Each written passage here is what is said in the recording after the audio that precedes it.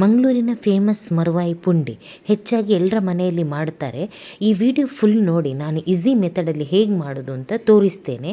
ಯಾವ ರೀತಿ ಮರುವಾಯಿಯನ್ನು ಬೇಯಿಸಿಬಿಟ್ಟು ತುಂಬಾ ಸುಲಭವಾಗಿ ಮಾಡೋದು ಅಂತ ತೋರಿಸ್ತೇನೆ. ನಾನಿಲ್ಲಿ ಚೆನ್ನಾಗಿ ಮರುವಾಯಿಯನ್ನು ತೊಳೆದು ಅದರ ಹೊಯ್ಗೆ ಎಲ್ಲ ತೆಗೆದು ತೊಳೆದುಬಿಟ್ಟು ನೀರು ಹಾಕಿಬಿಟ್ಟು ಬಿಸಿ ಮಾಡ್ತೇನೆ. ಇದನ್ನು ಸ್ವಲ್ಪ ಉಪ್ಪು ಹಾಕಿಬಿಟ್ಟು ಈ ನೀರನ್ನು ನಾವು ವೇಸ್ಟ್ ಮಾಡಬಾರ್ದು, ಮತ್ತೆ ಯೂಸ್ ಆಗುತ್ತೆ ನಮಗೆ. ಈ ರೀತಿ ಬೇಯಿಸಿದ್ರೆ ಉಂಟಲ್ಲ, ನಮಗೆ ಅದರ ಒಂದು ಸೈಡ್ದು ಚಿಪ್ಪು ತೆಗೀಲಿಕ್ಕೆ ತುಂಬಾ ಈಸಿ ಆಗುತ್ತೆ, ಇಲ್ಲಾಂದರೆ ಕಷ್ಟ ಆಗುತ್ತೆ. ನಾವು ಈ ರೀತಿ ಬೇಯಿಸಿದರೆ ಬೇಗನೆ ನಾವು ಅದರ ಚಿಪ್ಪು ತೆಗಿಬೋದು. ಮತ್ತು ಮಸಾಲ ಪುಂಡಿಗೆ ಒಂದು ಸೈಡ್ದು ಚಿಪ್ಪು ತೆಗೆದೇ ಯೂಸ್ ಮಾಡಬೇಕು. ಇಷ್ಟನ್ನು ಕೂಡ ಹಾಕೋದಿಲ್ಲ, ಸ್ವಲ್ಪ ಬೇರೆ ಡಿಶ್ ಮಾಡಲಿಕ್ಕೆ ಸ್ವಲ್ಪ ತೆಗೆದಿಡ್ತೇನೆ.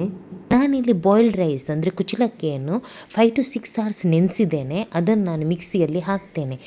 ಮಿಕ್ಸಿಯಲ್ಲಿ ಹಾಕುವಾಗ ಇದಕ್ಕೆ ಸ್ವಲ್ಪನೇ ಕೊಕೊನಟ್ ಕೂಡ ಹಾಕ್ತೇನೆ ಸ್ವಲ್ಪ. ನಾನಿಲ್ಲಿ 2 ಬ್ಯಾಚಲ್ಲಿ ಇದು ಗ್ರೈಂಡ್ ಮಾಡ್ತೇನೆ.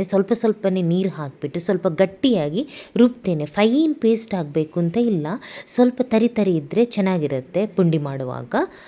ಇದಕ್ಕೆ ಉಪ್ಪು ಕೂಡ ಹಾಕ್ತೇನೆ. ನಾನು ಉಪ್ಪು ಹಾಕಿಬಿಟ್ಟು ಇದನ್ನೊಂದು ಕಡಾಯಿಯಲ್ಲಿ, ದಪ್ಪ ತಳದ ಪಾತ್ರೆಯಲ್ಲಿ ನಾನು ಅದನ್ನು ಬಾಡಿಸ್ತೇನೆ. ಅಂದರೆ ಸ್ವಲ್ಪ ಬಿಸಿ ಮಾಡ್ತೇನೆ.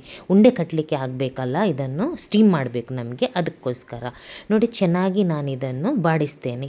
ಈ ರೀತಿ ನಮಗೆ ಉಂಡೆ ಕಟ್ಟಲಿಕ್ಕೆ ಆಗುವಷ್ಟು ಗಟ್ಟಿ ಬರಬೇಕು. ಈಗ ನಾನು ಸಣ್ಣ ಉಂಡೆ ಮಾಡೋದಿಲ್ಲ, ಅದು ತುಂಬ ಹೊತ್ತು ತಗೊಳ್ಳುತ್ತೆ. ಅದಕ್ಕೆ ನಾನು ಈ ಶೇಪಲ್ಲಿ ಉಂಡೆ ಮಾಡಿಬಿಟ್ಟು ಸ್ಟೀಮಲ್ಲಿ ಬೇಯಲಿಕ್ಕೆ ಇಡ್ತೇನೆ. ಬೇಗನೆ ಬೇಯುತ್ತೆ, ಜಾಸ್ತಿ ಏನು ಟೈಮ್ ಬೇಕಾಗಿಲ್ಲ. ಅಂದರೆ ಕ್ವಾಂಟಿಟಿ ಕಡಿಮೆ ಇದ್ದರೆ ಬೇಗ ಬೇಯುತ್ತೆ, ಜಾಸ್ತಿ ಇದ್ದರೆ ಸ್ವಲ್ಪ ಜಾಸ್ತಿ ಟೈಮ್ ತಗೊಳ್ಳುತ್ತೆ. ಈ ರೀತಿ ಕಟ್ ಮಾಡಬೇಕು ಬೆಂದ ಮೇಲೆ ನಾವು. ಇದು ತುಂಬಾ ಈಸಿ ಆಗುತ್ತೆ ನೋಡಿ. ಎಲ್ಲ ಕಟ್ ಮಾಡಿ ಇಟ್ಟಿದ್ದೇನೆ, ಎಲ್ಲ ರೆಡಿ ಮಾಡಿಬಿಟ್ಟು ನೀವು ರಾತ್ರಿ ಇಟ್ಟರೆ ಬೆಳಿಗ್ಗೆ ನಾವು ಮಸಾಲಕ್ಕೆ ಮಿಕ್ಸ್ ಮಾಡ್ಬೋದು. ಕೆಲವರು ರಾತ್ರಿ ಮಾಡಿಡ್ತಾರೆ, ಅಂದರೆ ಮಸಾಲೆ ಎಲ್ಲ ಚೆನ್ನಾಗಿ ಎಳ್ಕೊಳ್ಳಿ ಅಂತ. ನಂತರ ನಾನು ಇಲ್ಲಿ ಮಸಾಲ ರುಬ್ಬಲಿಕ್ಕೆ ಒಂದು ಕಡಾಯಿಗೆ ಎಣ್ಣೆ ಹಾಕಿಬಿಟ್ಟು 1 ಆನಿಯನ್ ಹಾಕ್ತೇನೆ. ಗಾರ್ಲಿಕ್ ಕೂಡ ಹಾಕಿಬಿಟ್ಟು ಬಾಡಿಸಿಬಿಟ್ಟು ಅದಕ್ಕೆ ಕೊತ್ತಂಬರಿ, ಸಾಸಿವೆ, ಸ್ವಲ್ಪ ಜೀರಿಗೆ, ಮೆಂತೆ, ಪೆಪ್ಪರ್ ಇಷ್ಟನ್ನು ನಮ್ಮ ಮಸಾಲ ನೋಡಿಕೊಂಡು ಎಷ್ಟು ಬೇಕೋ ಅಷ್ಟು ಹಾಕ್ತೇನೆ ನಾನು. ನಂತರ ಇಲ್ಲಿ ನಾನು ಗಿಡ್ಡ ಮೆಣಸು ಹಾಕೋದಿಲ್ಲ, ಬ್ಯಾಡಗಿ ಚಿಲ್ಲಿ ಹಾಕ್ತೇನೆ. ಇಷ್ಟನ್ನು ಚೆನ್ನಾಗಿ ಬಾಡಿಸಿಬಿಟ್ಟು ಫ್ರೆಶ್ ಕೋಕೋನಟ್ ಕೂಡ ಇದಕ್ಕೆ ನಾನು ಹಾಕ್ತೇನೆ.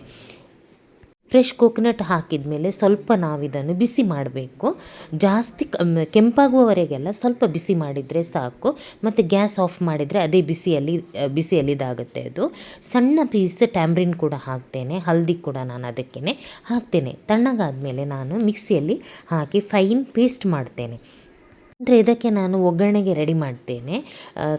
ಒಂದು ಪಾತ್ರೆಯಲ್ಲಿ ಎಣ್ಣೆ ಹಾಕಿಬಿಟ್ಟು ಒಂದು ದೊಡ್ಡ ಸೈಜಿದ್ದು ಆನಿಯನ್ ಕೂಡ ಹಾಕ್ತೇನೆ. ಅದಕ್ಕೆ ಕರಿಪತ್ತ ಕೂಡ ಹಾಕಿಬಿಟ್ಟು ಚೆನ್ನಾಗಿ ಬಾಡಿಸ್ತೇನೆ, ಕಲರ್ ಚೇಂಜ್ ಆಗುವವರೆಗೂ. ಸ್ವಲ್ಪ ಕಲರ್ ಚೇಂಜ್ ಆದಮೇಲೆ ರುಬ್ಬಿದ ಮಸಾಲವನ್ನು ಕೂಡ ನಾನು ಅದಕ್ಕೆ ಹಾಕ್ತೇನೆ. ಇಲ್ಲಿ ನಾನು ಮರುವಾಯಿ ಬೇಯಿಸಿದ ನೀರನ್ನು ಅದರ ಮರುವಾಯಿ ಜೊತೆಗೇ ಹಾಕ್ತೇನೆ. ಅದರಲ್ಲಿ ಉಪ್ಪು ಕೂಡ ಉಂಟು, ಹಾಗಾಗಿ ಸ್ವಲ್ಪ ನೋಡಿಕೊಂಡು ಹಾಕಬೇಕು. ನಂತರ ಸ್ವಲ್ಪ ಮಿಕ್ಸಿ ತೊಳೆದ ನೀರು ಕೂಡ ಹಾಕಿಬಿಟ್ಟು ಸ್ವಲ್ಪ ತೆಳುವಾಗಿ ಮಾಡಿ, ಸ್ವಲ್ಪ ತೆಳು ಇರಬೇಕು, ಯಾಕೆಂದರೆ ಪುಂಡಿ ಅದರಲ್ಲಿ ಬೇಯಬೇಕು ನೋಡಿ. ಬೆಂದದು ಮಸಾಲೆ ಎಲ್ಲ ಎಳ್ಕೋಬೇಕು.